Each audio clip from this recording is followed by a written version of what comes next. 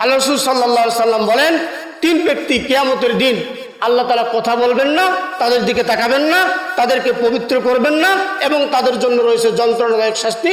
তার মধ্যে একটা ব্যক্তি হচ্ছে যে ব্যক্তি কসম খাইয়া খাইয়া মিথ্যা কথা বলে বলে মানুষের কাছে কসম খাইয়া মাল বিক্রি করে। আল্লাহর জিকির শুধু মসজিদের মধ্যেই নয়, আল্লাহর জিকির আপনার আমার কর্মকাণ্ড সব জায়গার মধ্যে রয়েছে। ঠিক তেমনই ভাবে ব্যবসার মধ্যে আল্লাহর জিকির আছে না নাই? আল্লাহর স্মরণ আছে না নাই? হ্যাঁ, সম্মানিত হাজিরিন, মুসলমান ব্যবসায়ীদের জন্য যা করণীয়, এক নাম্বার যে কাজগুলো, যে বিষয়টি আমাদেরকে স্মরণ রাখতে হবে, দুনিয়া যেন আমাদের মুখ্য উদ্দেশ্য না হয়। দুনিয়া অর্জন করাটা যেন আমার মুখ্য উদ্দেশ্য না হয়।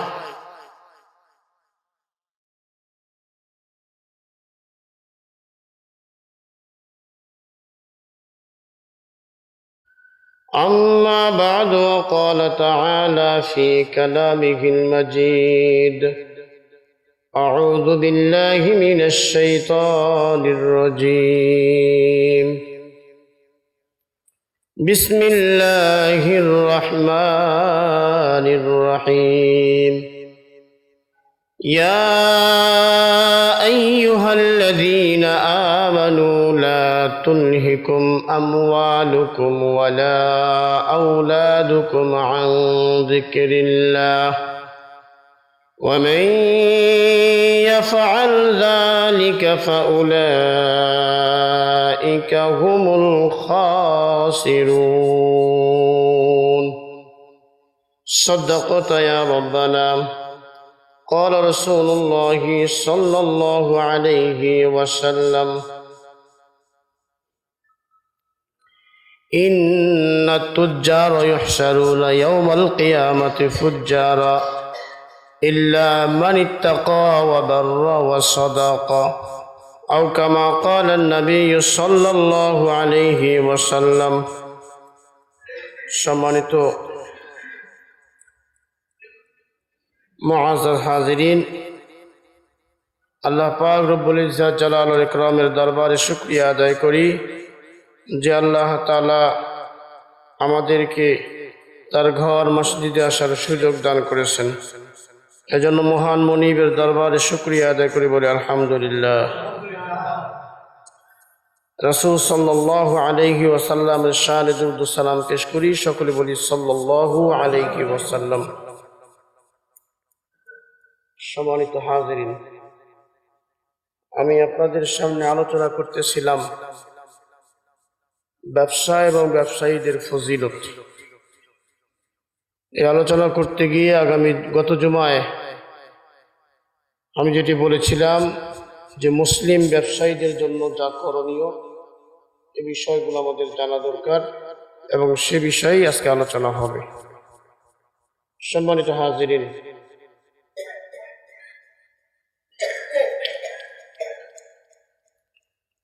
আমি যে আয়াতে কারিমা তেলাওয়াত করেছি সূরা আল মুনাফিকুন, কোরআন আল কারীমের 63 নম্বর সূরা। কোরআন আল কারীমের 63 নম্বর সূরা 9 নম্বর আয়াত। আল্লাহ রাব্বুল আলামিন এখানে বলেন, ইয়া আইয়ুহাল্লাযীনা আমানু লা তুলহিকুম আমওয়ালুকুম ওয়ালা আওলাদুকুম আন যিকরিল্লাহ ومن يفعل ذلك فأولئك هم الخاسرون. আল্লাহ তাআলা খুব সোজাসুজি, কোনো প্রকার পেঁচানো ঘোরানো কথা না বলে আল্লাহ তাআলা সরাসরি বলে দিয়েছে, হে ঈমানদার বান্দাগণ, তোমাদের ঐশ্বর্য অর্থাৎ তোমাদের ধন সম্পদ এবং তোমাদের সন্তান সন্ততি, এটা যেন আল্লাহ রাব্বুল আলামিনের জিকিরের অন্তরায় হয়ে না দাঁড়ায়।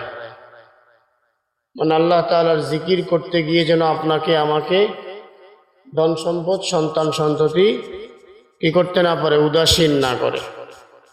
আল্লাহ তাআলা বলেন, ওয়ামাই ইয়াফআল যালিকা ফাউলাইকা হুমুল খাসিরুন। আল্লাহ তাআলা বলেন, যে ব্যক্তি এরকম কর্মকাণ্ড করবে আল্লাহ রাব্বুল আলামিন বলেন তারা হচ্ছে ক্ষতিগ্রস্ত। তাহলে আমরা যারা ব্যবসা করি কিংবা দুনিয়ার অন্যান্য কর্মকাণ্ড করি, এই কর্মকাণ্ড করে কি লস মানে ক্ষতির ভাগ কেউ নিতে চায় বলেন তো? কেউ কি ক্ষতিগ্রস্ত হতে চায়? যেই হই না কেন, আমরা যারা চাষাবাদ করি আমরা তারা চিন্তা করি যে আমাদের ফসল যেন সবচাইতে কি হয়, ভালো হয়। যদি 1 শতক 20 মণ হয় তাও ভালো, কি বলেন? হ্যাঁ, যদি 20 মণ হয়ে যায় পরের বছরে 21 মণে চিন্তা ভাবনা আছে। হ্যাঁ, এই যে ভুট্টা চাষাবাদ করতেছি, বিঘায় 40 মণ, কারো 50 মণ হয়, গল্প আমরা শুনি। তো 40-50 মণ হয়, আরেকজন কাছে কি কর, আমার তো 55 মণ হয়েছে, কি হয় না? যাই হোক, যার যত বেশি হয় সে নিজেকে তত সফল মনে করে, ঠিক কিনা? হ্যাঁ, যার যত বেশি হয় সে ততই নিজেকে সফল মনে করে। তো আল্লাহ রাব্বুল আলামিন এরকম ভাবে দুনিয়ার এই সম্পদ, দুনিয়ার এই ঐশ্বর্য, দুনিয়ার যে আমাদের সন্তানাদি রয়েছে, আওলাদ রয়েছে, এরা যেন আল্লাহ রাব্বুল আলামিন জিকিরের অন্তরায় হয়ে না দাঁড়ায়। মানে কথাটি হচ্ছে এরকম যে পরিবারকে ভালো কিছু খাইতে দিতে গিয়া, পরিবারের মুখে ভালো খাবার তুলে দিতে গিয়া, পরিবারকে ভালো পোশাক পরিধান করাইতে গিয়া, পরিবারকে আরাম আয়েশের মধ্যে ঘুম পাড়ানোর চেষ্টা করতে গিয়া আল্লাহর জিকির থেকে যেন আপনি আমি যেন বাদ না থাকি। তার মানে আল্লাহ তাআলা যেই সময় তার জিকির করতে বলছে, আল্লাহ তাআলা যেভাবে তার ইবাদত করতে বলছে, আল্লাহ তাআলা যেভাবে আপনাকে আমাকে ব্যবসা করতে বলেছে, চাষাবাদ করতে বলেছে, চাকুরি করতে বলেছে, অন্যের বাড়িতে কাজ করতে বলেছে, ভ্যান চালাইতে যেভাবে বলেছে, মোটর শ্রমিকের কাজ করতে যেভাবে বলেছে, মানে যে কাজটাই করি না কেন সমস্ত কাজের মধ্যে যেন আল্লাহ তাআলার জিকির থাকে। বুঝতে পেরেছি কথা? জিকির যেন থাকে। তো এই জিকির শব্দটির অর্থ আমরা যদি এভাবে নেই যে প্রত্যেকটা সময়ের মধ্যে আল্লাহ তাআলার জিকির করতে হবে, আল্লাহ তাআলার জিকির কি করতে হবে? করতে হবে। মানে আল্লাহ জিকির মানে হচ্ছে আল্লাহকে স্মরণ করা। আল্লাহকে কি করা? এই আল্লাহর জিকির করা মানে এই নয় যে তাসবিহ হাতে নিয়ে মসজিদের কোণে বসে একবারে সুবহানাল্লাহ 100 বার বললাম, আলহামদুলিল্লাহ 100 বার বললাম, আল্লাহু আকবার 100 বার বললাম, লা ইলাহা ইল্লাল্লাহ 100 বার বললাম, পড়ার পরে আমার জিকির শেষ, আর জিকির নাই। এরকম নয়, কিন্তু এরকম নয়। জিকির হচ্ছে আল্লাহ তাআলা বলেন ওয়া মান ইয়াযকুরুল্লাহ কাসীরা, আল্লাহ তাআলার জিকির যারা কি করে? বেশি করে, সর্বদা সর্বহালতে। এজন্যে ওই তাবলীগের মধ্যে একটা কথা বলে, 6টা কাজের মধ্যে একটা কাজ তারা বলে ইলম ও জিকির। যে ব্যক্তি জিকির করতে করতে তার জিহ্বা তরুতাজা রাখে, কিয়ামতের দিন হাসতে হাসতে এই জিকির তরুতাজা। মানে এখন আপনি আমি যদি মনে করি যে তাসবিহ নিয়ে মসজিদের কোণে বসে বসে আল্লাহ তাআলার আল্লাহ আল্লাহ সুবহানাল্লাহ আলহামদুলিল্লাহ আল্লাহু আকবার সুবহানাল্লাহ আলহামদুলিল্লাহ আল্লাহু আকবার সুবহানাল্লাহ আলহামদুলিল্লাহ আল্লাহু আকবার, এটাই বলাই শেষ, এটাই জিকির। এইটাই জিকির না, এটাও জিকির, কিন্তু এইটার যদি আমরা মানে জিকির মনে করি যে এটার বাইরে আর কোনো কাম নাই, জিকির করতে গেলে এভাবে ধ্যানে বসতেই হবে, এইটা যদি মনে করি তাহলে তো আপনি আমি ব্যবসাও করতে পারবো না, চাষাবাদও করতে পারবো না। কারণ আপনার আমার জবান দিয়ে তখন জিকির কম হবে না বেশি হবে বলেন তো? যদি আপনি আমি মসজিদের কোণে বসে বসে জিকির করাকে জিকির মনে করি, তাহলে বলেন জিকির কম হবে নাকি বেশি হবে? কি হবে? অবশ্যই কম হবে। কেননা আপনি আমি মসজিদের সময় দিব 10 মিনিট, নয় আধা ঘন্টা, নয়তো 1 ঘন্টা। কিন্তু বাকি 23 ঘন্টা সময় আপনি আমি মসজিদের বাইরেই দিব, কি বলেন? হয় না? না হয়? তখন তো আপনি ওই তাসবিহ নিয়ে যদি আপনি বসিয়ে জিকির করেন, তাহলে আপনি যখন ক্ষেতের মধ্যে কাজ করতে যাবেন তখন ধান লাগাবেন কখন, ভুট্টা লাগাইবেন কখন, ভুট্টা নিড়ানি দিবেন কখন, চাষ দিবেন কখন, কি বলেন? হয় না? হয়? হ্যাঁ, জিকির শব্দটি হচ্ছে আল্লাহকে সর্বহালতে আপনার আমার ধ্যানের মধ্যে, হৃদয়ের মধ্যে কি করতে হবে? স্মরণ রাখতে হবে। এটা হচ্ছে জিকির। এটা নাকি জিকির। আল্লাহ তাআলা এটাই বলতেছে যে তোমার সন্তান, তোমার সম্পদ তোমাকে আল্লাহর জিকির থেকে যেন কি করতে না পারে, গাফেল করতে না পারে। আপনার আমার বড় পজিশন আছে, বড় চেয়ারে বসেছি, ইচ্ছে করলে আমরা কি করতে পারি? দুই একটা ছেলে মেয়েকে কি দিতে পারি? চাকরি দিতে পারি। এখন এই অপশন থাকার কারণে এখন ওই জায়গায় বসে আমার টাকা নেওয়ারও অপশন আছে, কি বলেন? হ্যাঁ, এখন চিন্তা যদি করি যেহেতু দিবই, কিছু নিয়েই দেই। ওই সময় যদি বান্দার জিকির থাকে, অর্থাৎ আল্লাহর স্মরণ থাকে, আল্লাহর স্মরণ যদি থাকে, আল্লাহর সামনে একদিন দণ্ডায়মান হতে হবে, এই স্মরণ যখন থাকবে ওই ব্যক্তিটা টেবিলের ঘুষ দিয়ে আর কখনো ঘুষ নিতে পারবে না। পারবে? পারবে না। যখন আল্লাহর জিকির সর্বহালতে থাকবে তখন ওই ব্যক্তিটি সুদে টাকা কখনো লেনদেন করতে পারে না। আল্লাহর জিকির যখন থাকবে, তার আল্লাহর স্মরণ যখন থাকবে, মাঠের মধ্যে কাজ করতেছে, আশেপাশে কেউ নাই, নির্জন জায়গা, বাল্লিটাকে যদি 4 আঙ্গুল কেটে দেয় তাহলে তার একটা ভুট্টার লাইন বেশি হয়, এই চিন্তা তার মনের মধ্যে আসবে না। কেননা যে মাল্লিটা বেশি করে কাটলে পরে আল্লাহর কাছে আমাকে জবাব দিতে হবে, তখন তার দ্বারা আর জমিনের সীমানা ঠেলা হবে না। আল্লাহর জিকির থাকতে হবে। বুঝতে পেরেছি কথা? আল্লাহর জিকির শুধু মসজিদের মধ্যেই নয়, আল্লাহর জিকির আপনার আমার কর্মকাণ্ড সব জায়গার মধ্যে রয়েছে। ঠিক তেমনই ভাবে ব্যবসার মধ্যে আল্লাহর জিকির আছে না নাই? আল্লাহর স্মরণ আছে না নাই? হ্যাঁ, সম্মানিত হাজিরিন, মুসলমান ব্যবসায়ীদের জন্য যা করণীয়, আমি গত জুমায় সম্ভবত 2টি আলোচনা করেছিলাম, 2টি করণীয় বিষয় আলোচনা করেছি। আমি এক নজরে এই 2টি বিষয় সংক্ষেপে বলে দিয়ে আমি সামনের দিকে আসবো ইনশাআল্লাহ। ব্যবসা যারা আমরা করি, মুসলমান ব্যবসায়ী যারা আমরা, প্রথম নম্বর কথা হচ্ছে, 1 নম্বর যে কাজগুলো, যে বিষয়টি আমাদেরকে স্মরণ রাখতে হবে, দুনিয়া যেন আমাদের মুখ্য উদ্দেশ্য না হয়। দুনিয়া অর্জন করাটা যেন আমার মুখ্য উদ্দেশ্য না হয়। তাহলে কি উদ্দেশ্য হবে ব্যবসায়? ব্যবসার উদ্দেশ্য হবে আমাদের পরিবারের চাহিদা পূরণ করার জন্য। আমি গত জুমায় বলেছি চাহিদা আর বিলাসিতা, বলেছি না নাই? স্মরণ আছে না আপনাদের? চাহিদা কাকে বলে, বিলাসিতা কাকে বলে? চাহিদা হচ্ছে আপনার আমার প্রয়োজনে যা কিছু ব্যবহার করতে হয়, আর বিলাসিতা হচ্ছে প্রয়োজন ব্যতি রেখে যা কিছু আছে। প্রয়োজন ব্যতি রেখে আপনার আমার মোটরসাইকেল একটা হলেই দরকার হয়, প্রয়োজন পুড়ে যায়, কিন্তু বাড়িতে 3টে মোটরসাইকেল আছে না? এরকম আছে না? হ্যাঁ, এটা বিলাসিতা। সম্মানিত হাজিরিন, 2 নম্বর হচ্ছে ব্যবসা যেন ইবাদতে বিঘ্ন না ঘটায়, অর্থাৎ আল্লাহর স্মরণ থেকে যেন ব্যবসা কি না করে, বিঘ্ন না ঘটায়। আল্লাহ তাআলা কোরআন আল কারীমের সূরা আল মুনাফিকুন, আমার তেলাওয়াতকৃত আয়াতের আজকের খুতবায় যে তেলাওয়াত করেছি আয়াত, সে আয়াতে আল্লাহ তাআলা বলেন, ইয়া আইয়ুহাল্লাযীনা আমানু লা তুলহিকুম আমওয়ালুকুম ওয়ালা আওলাদুকুম আন যিকরিল্লাহ।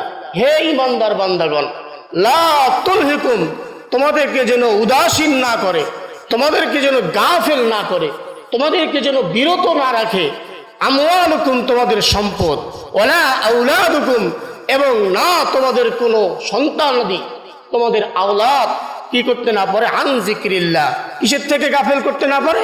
আল্লাহর জিকির থেকে যেন গাফেল করতে না পারে। ব্যবসা করতেছি সেখানেও আল্লাহর জিকির, ব্যবসা করতেছি সেখানেও কি, সেখানেও কি আল্লাহর জিকির। ব্যবসা করতেছি সেখানেও আল্লাহর জিকির থাকতে হবে। আপনি আমি দোকানদার, দোকানওয়ালা হয়েছি, আমাদের কাস্টমার আসে না আসে, কাস্টমার আসে, কাস্টমারকে মাল দিচ্ছি, সেইখানে ওজন করতে গিয়া যেন কিনা হয়, ত্রুটি না হয়। আমি যে পণ্যটা দিচ্ছি সে পণ্যটির কথা ভালো বলতেছি কিন্তু দিচ্ছি খারাপ, এটা যেন না হয়। যদি আল্লাহর জিকির ওই ব্যবসার মধ্যে থাকে তখন ওই ব্যক্তিটি এরকম কাজ আর করতে পারবে না। উপরে ভালো মাল দিয়ে সাজায় রাখছে আর ভিতরে খারাপ মাল দিয়ে দেয়, দেয় না দেয়? হ্যাঁ, সম্মানিত হাজিরিন, এখান থেকে আমাদেরকে বের হয়ে আসতে হবে ইনশাআল্লাহ। এরপর আল্লাহ তাআলা বলেন ওয়ামাই ইয়াফআল যালিকা ফাউলাইকা হুমুল খাসিরুন, যেই ব্যক্তিগুলো এরকম করবে, অর্থাৎ তার ব্যবসা, তার কর্মকাণ্ড, তার দুনিয়ার সম্পদ, তার দুনিয়ার যে আওলাদ রয়েছে, সন্তানাদি, এরা এদের মোহে পড়ে যখন আল্লাহর জিকির থেকে বিরত থাকবে, আল্লাহ তাআলা বলেন ফাউলাইকা হুমুল খাসিরুন, এই ব্যক্তিগুলো হইতেছে ক্ষতিগ্রস্ত। এই ব্যক্তিগুলো কি গ্রস্ত? ক্ষতিগ্রস্ত। তাহলে ক্ষতিগ্রস্ত কোন ব্যক্তি?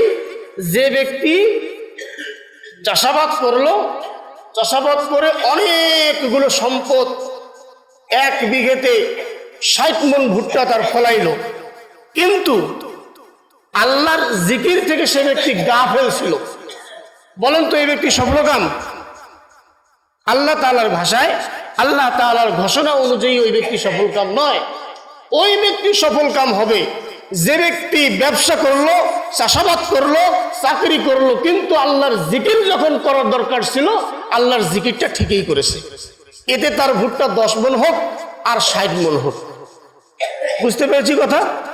আমাদের প্রয়োজন পূরণ হয়েছে, আমি আবাদ করেছি, চাষাবাদ করেছি, চাষাবাদ করতে গিয়ে আল্লাহর জিকিরটা ঠিকই করেছি, একটু হয়তো আকপাস করেছি কিন্তু করেছি, কিন্তু অনেকে আছে চাষাবাদ করতে গিয়ে আল্লাহর জিকির বাদ দিয়ে দেয়, ব্যবসা করতে গিয়ে আল্লাহর জিকির বাদ দিয়ে দেয়, সব কিছু বাদ দিয়ে শুধু ব্যবসার পিছনেই ছুটতেছে, সব কিছু বাদ দিয়ে শুধু কাজের পিছনেই ছুটতেছে, সব কিছু বাদ দিয়ে চাকরির পিছনেই ছুটতেছে। আছে না নাই? আছে না? এরা যতই বড় হোক আল্লাহ তাআলার ঘোষণা অনুযায়ী তারা সফলকাম নয়, এরা ক্ষতিগ্রস্ত। এরা কি গ্রস্ত? ক্ষতিগ্রস্ত। সম্মানিত হাজিরিন, জিকিরের আরেকটা বিষয় কি? জিকিরের আরেকটা বিষয় হইতেছে যে আল্লাহর সালাত আদায় করা, যেটা সূরা আল জুমআর মধ্যে আল্লাহ তাআলা বলেছেন ফাইযা কুদিয়াতিস সালাতু ফান্তাশিরু ফিল আরদ ওয়াবতাগু মিন ফাদলিল্লাহ। আল্লাহ তাআলা বলেন যে যখন তারা সালাত আদায় করে, ফান্তাশিরু ফিল আরদ, এরপর তোমরা জমিনের মধ্যে ছড়িয়ে দাও, ওয়াবতাগু মিন ফাদলিল্লাহ, এবং আল্লাহ তাআলার ফজল এবং অনুগ্রহ তালাশ করো।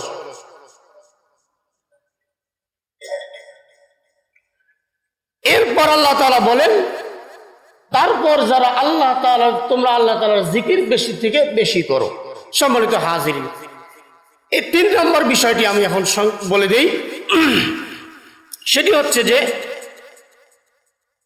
ব্যবসায়ী যারা হবে তাদের 3 নম্বর কাজ, 3 নম্বর করণীয় হচ্ছে যে ব্যবসায়ীরা পুণ্যমান ব্যবসায়ীদের সঙ্গে উঠা বসা করবে।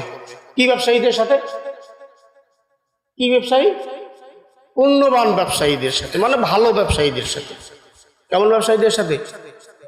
ভালো ব্যবসায়ীদের সাথে উঠা বসা করবে। এ সম্পর্কে আল্লাহ তাআলা কোরআন আল কারীমের মধ্যে বলেন ইয়া আইয়ুহাল্লাযীনা আমানুত্তাকুল্লাহ ওয়া কুনু মা'আস সাদিকিন, হে ঈমানদার বান্দাগণ তোমরা আল্লাহকে ভয় করো, ওয়া কুনু মা'আস সাদিকিন, এবং তোমাদের চলাফেরা উঠা বসাটা যেন সাদিকিন, সত্যবাদীদের সাথে হয়। যার সাথে যার মোহাব্বত তার সাথেই তার কি কিয়ামত হবে। আপনি এক বালতি ঠান্ডা পানির মধ্যে 1 গ্লাস যদি গরম পানি ঢেলে দেন, বলেন তো ওই 1 বালতি পানি ঠান্ডা হবে নাকি গরম হবে?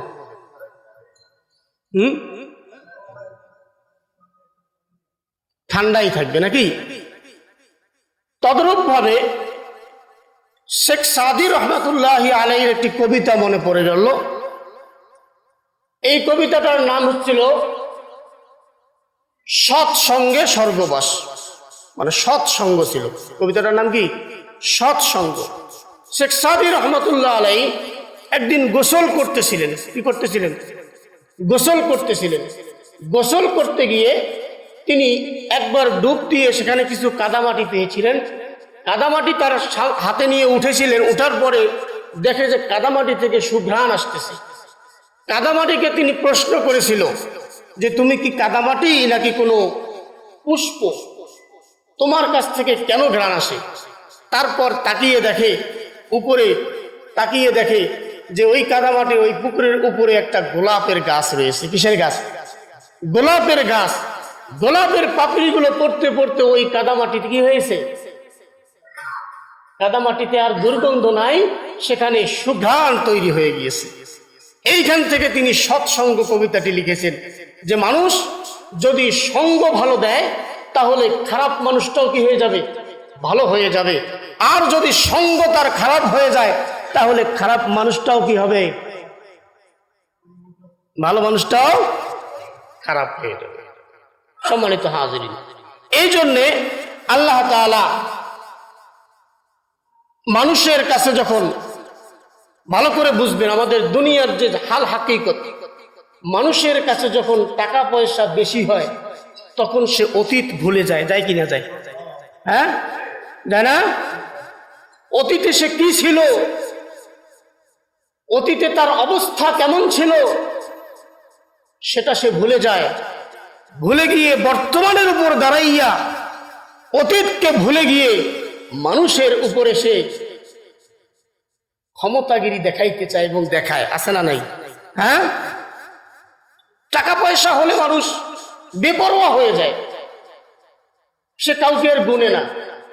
তোমাকে হিসাব করার টাইম আছে আমার? কি বলেন? হয় না? হয় সমাজের বর্তমান অবস্থা এরকম হয় না? হয় না? ভুল বলতেছি? হ্যাঁ, অতীত ভুলে যায়। মানুষের খাসলতটা এরকম। আরেকটা জলজন্ত উদাহরণ আপনাদেরকে দেই। আমি আমার উদাহরণ দেই। আমার একটা সময় পা ভেঙে গিয়েছিল। এসে না, পা ভেঙে গিয়েছে। পা যখন অপারেশন হয়েছে তারপর হাঁটার জন্য চেষ্টা করেছি। এই চেষ্টার সময় আমার সর্বদা সব সময় সাথে কি ছিল? লাঠি ছিল। লাঠি আমার সর্বদা কি সঙ্গী ছিল। যখন এই পাটা কি হয়ে গেল, ঠিক হয়ে গেল, এই 3 বছরের সঙ্গীকে কি করলাম? আউট করে দিলাম। কোন অন্ধ ব্যক্তি যখন অন্ধ থাকে, জীবনের 20টা বছর সে যদি অন্ধ থাকে, এই 20টা বছরই সে লাঠি নিয়ে চলবে। যেই না তার চক্ষুটা ভালো হয়ে যাবে তখন এই প্রথম তাকে ছেড়ে দিবে। বলেন, প্রথম তাকে ছাড়বে? লাঠিটাকে ছেড়ে দিবে। এই মানুষের আদত, মানুষের খাসলত, এটা মানুষের স্বভাব, এটা মানুষের ধর্ম। এই ধর্ম বলতে ইসলাম ধর্ম নয়, এটা মানবীয় ধর্ম। সুতরাং এখান থেকে মানুষকে কি করতে হবে? ফিরে আসতে হবে। এই জন্যে আমাদেরকে কি করতে হবে? সৎ ব্যবসায়ীদের সঙ্গে আমাদের সম্পর্ক থাকতে হবে। কি ব্যবসায়ীদের সঙ্গে? সৎ ব্যবসায়ীদের সঙ্গে।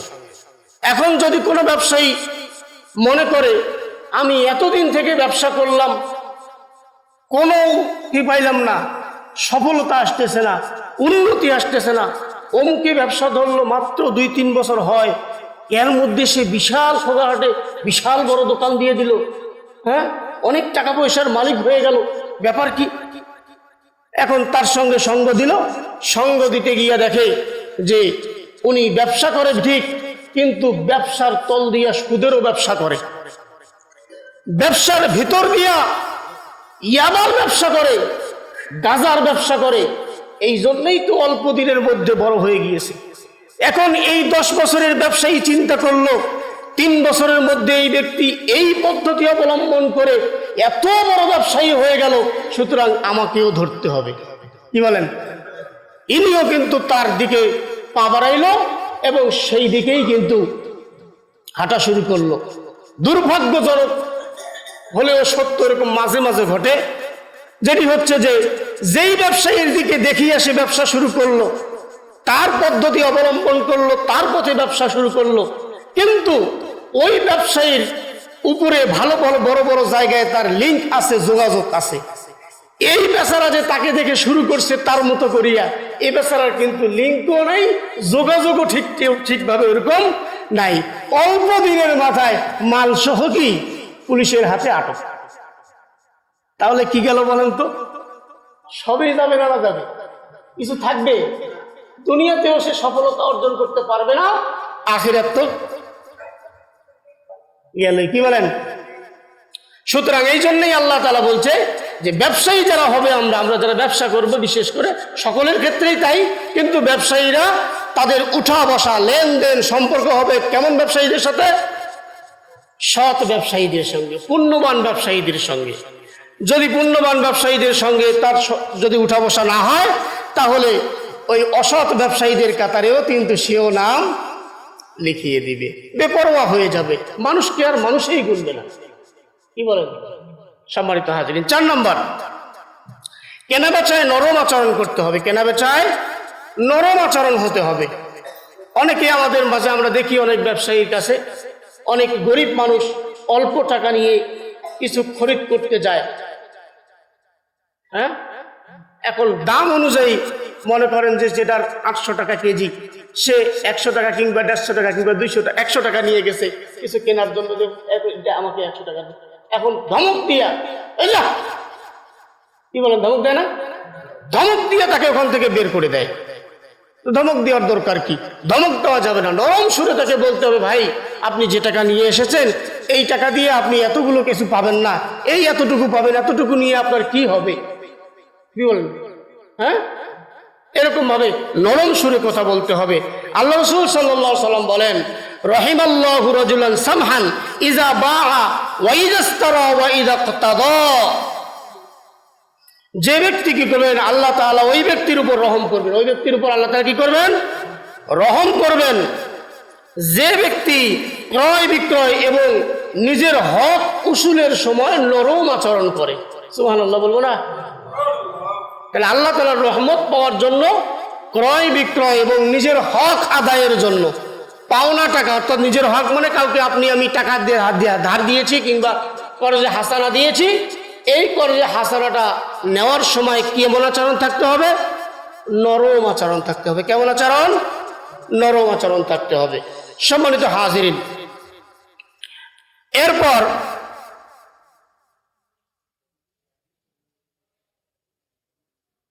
পাঁচ নম্বর হচ্ছে বিকৃত মাল ত্রুটিপূর্ণ থাকলে ফেরত নিতে হবে। বিকৃত মাল যদি ত্রুটিপূর্ণ থাকে, অনেক সময় অনেক ব্যবসায়ী আমরা মাল বিক্রি করি, নিজেও জানি না যে সেই মালটার মধ্যে ছেঁড়া রয়েছে কিংবা যে পণ্যটা আমি দিয়েছি সে পণ্যটা পচা রয়েছে, এটা আমরা নিজেও জানি না, যিনি ক্রয় করেছেন তিনিও জানেন না। এখন তিনি বাড়িতে গিয়ে দেখলেন যে মালটা ছেঁড়া কিংবা মালটা পচা, তো এখন যদি দোকানদারের কাছে নিয়ে আসে তাহলে এটা আমাদেরকে ফেরত নেওয়া উচিত। কিন্তু আমরা তো বর্তমান ব্যবসার মূল সাইনবোর্ড লাগাই দিয়েছি প্যাকেটে প্যাকেটে, বিকৃত মাল ফেরত যোগ্য কি হয় না, ফেরত হয় না। বিকৃত মাল ফেরত যোগ্য নহে কেউ লেখে বিকৃত মাল ফেরত নেওয়া হয় না, এরকম কথাবার্তা আমরা লিখে থাকি। এখন আবার যেই সকল দোকান বিকৃত মাল ফেরত নেয়, এই সুযোগটা গ্রহণ করিয়া কিছু অসৎ মানুষ আমরা রয়েছি, মালটাকে নিজেই ক্ষতি করিয়া এখন ওই যে বেচারা তো দোকানদার ফেরত নেয় দিয়ে বলতেছে, ভাই মালটা আমি সেই দিন থেকে বেরই করি নাই, আজকে বের করে দেখতেছি, এই অবস্থা হয় না? আসে না এরকম কিছু মানুষ? আসি না? এটা আবার করা যাবে না ভাই, এটা আবার করা যাবে না। সম্মানিত হাজিরিন, এরপর এই বিষয়গুলো বর্তমান আমাদেরকে কিন্তু পালন করতে হবে। আজকে আমরা অন্যান্য দেশের মধ্যে তাকাই, তারা ব্যবসা বাণিজ্যে উন্নত, তারা লেখাপড়ায় উন্নত, তারা তাদের ধন সম্পদে উন্নত, কিন্তু এদিকে তাকাইতে তাকাইতে মাথা থেকে টুপি কোন দিক দিয়ে খুলে যায় তাও টের পাই না, আর শুধু ভাবতেই থাকি তারা এমন উন্নত কেন। এখানে একটুকু লক্ষ্য করলে দেখা যায় যে অন্যান্য ব্যবসায়ীদের মধ্যে মানে অন্যান্য দেশের যে সকল উন্নত রাষ্ট্র সেই ব্যবসায়ীগুলোর মধ্যে মুসলমানদের ব্যবসায়ীর মধ্যে যে আচরণগুলো থাকা দরকার সেই আচরণগুলো তাদের মধ্যে রয়েছে। তারা মানুষকে ঠকে চায় না, নিজেও ঠকে না, কাউকে ধোঁকা দেয় না, প্রতারণা করে না, নিজেও প্রতারিত হতে চায় না। এই আচরণটা, এই গুণটা আমাদের উন্নত দেশের মধ্যে অমুসলিম ব্যবসায়ীদের মধ্যে, অমুসলিম ব্যক্তিগুলোর মধ্যে আমরা দেখতে পাই। কিন্তু দুঃখজনক হলেও সত্য, মুসলমানদের মধ্যে আমরা যত পারি বাটপারি করতে, যত পারি প্রতারণা করতে, যত পারি মানুষকে ধোঁকা দিতে, যত পারি অন্যের পকেট থেকে অন্যায়ভাবে টাকা বের করে নিতে, যত পারি মানুষকে জুলুম নির্যাতন করতে, যত পারি নিজের পাওয়ার আর ক্ষমতা দেখাতে, যত পারি অসৎ আচরণের স্টিম ডলার মানুষের উপর চালাতে, ঠিক কিনা বলেন? হ্যাঁ, আমাদের নেচার, আমাদের খাসলতটা এরকম হয়ে গেছে। এখান থেকে আমাদেরকে বের হয়ে আসতে হবে। সম্মানিত হাজিরিন, এই বিষয়ের উপর আরো অনেক কথা ছিল, এখন বলা সম্ভব হবে না। 6 নম্বর, ধোঁকা এবং প্রতারণা থেকে বিরত থাকতে হবে। মানুষকে ধোঁকা দেওয়া যাবে না। আল্লাহ রাসূল সাল্লাল্লাহু আলাইহি ওয়াসাল্লাম একদিন বাজারে গেলেন, কিছু গম দেখতে পেলেন। তিনি গমের মধ্যে হাত ঢুকায় দিলেন। হাত ঢুকায় দিয়ে দেখতেছেন যে নিচের গমগুলা কি ভেজা এবং ড্যাম। তিনি বললেন যে এটা কেন? যে ইয়া রাসূলুল্লাহ, এটি আকাশে বৃষ্টির পানি পড়েছে, এই জন্য ভিজে গেছে। তো তুমি উপরের মানে নিচের গমটা বাইরে তুমি রাখলে না কেন? জনগণ দেখতো, দেখার পর সে যদি ড্যাম গম নিত, ভেজা গম নিত, তাহলে নিত, সমস্যা নেই। কিন্তু তুমি উপরে দেখাইতেছো ভালো, আর নিচে কিন্তু খারাপ। এই জন্য আল্লাহ রাসূল বলেন, মান গাশশানা ফালাইসা মিন্না, যে ব্যক্তি এরকম করে প্রতারণা করবে মানুষের সঙ্গে, সে আমাদের দলভুক্ত নয়। তাহলে মানে আল্লাহ রাসূল বললেন, যে ব্যক্তি এরকম প্রতারণা করে উপরে ভালো মাল দেখাইয়া নিচে খারাপ মাল দিয়া জনগণের কাছে বিক্রি করবে, মানুষকে প্রতারণা করবে, সে ব্যক্তি আল্লাহ রসুলের উম্মত হওয়ার যোগ্যতা রাখে না। তাহলে আমরা আল্লাহ রসুলের উম্মত হতে চাই তো? আলহামদুলিল্লাহ। তাহলে আমরা এখান থেকে বের হয়ে আসবো ইনশাআল্লাহ। মিথ্যা কসম করে পণ্য বিক্রি করা যাবে না। মিথ্যা কসম করে পণ্য বিক্রি করা যাবে না। 2 নম্বর মাল 1 নম্বরের কসম খাইয়া বিক্রি করে, আছে না? আছে না এরকম ব্যক্তি? এটা থেকে বের হয়ে আসতে হবে। আল্লাহ রাসূল সাল্লাল্লাহু আলাইহি সাল্লাম বলেন, 3 ব্যক্তি কিয়ামতের দিন আল্লাহ তাআলা কথা বলবেন না, তাদের দিকে তাকাবেন না, তাদেরকে পবিত্র করবেন না, এবং তাদের জন্য রয়েছে যন্ত্রণাদায়ক শাস্তি। তার মধ্যে একটা ব্যক্তি হচ্ছে যে ব্যক্তি কসম খাইয়া খাইয়া মিথ্যা কথা বলে বলে মানুষের কাছে কসম খাইয়া মাল বিক্রি করে। 8 নম্বর হইতেছে মাপে কম যদি কোনো ব্যক্তি দেয়। এই সম্পর্কে আল্লাহ তাআলা একটা সূরা অবতীর্ণ করেছে, সূরা আল মুতাফফিফিন। একটা সূরা অবতীর্ণ করেছে, ওয়াইলুল লিল মুতাফফিফিন আল্লাযীনা ইযা তালু আলান নাসি ইস্তাওফুন। দুর্ভোগ ওই সকল ব্যবসায়ীদের জন্য যারা মানুষকে দেওয়ার সময় কম দেয় আর নেওয়ার সময় বেশি নেয়। বর্তমান আমাদের ব্যবসায়ীদের মধ্যে এই গুণটা মনে হয় নাই, কি বলেন? হ্যাঁ, 42-এ মন নেয় 45। এখন তো 40-এ আর মন নাই।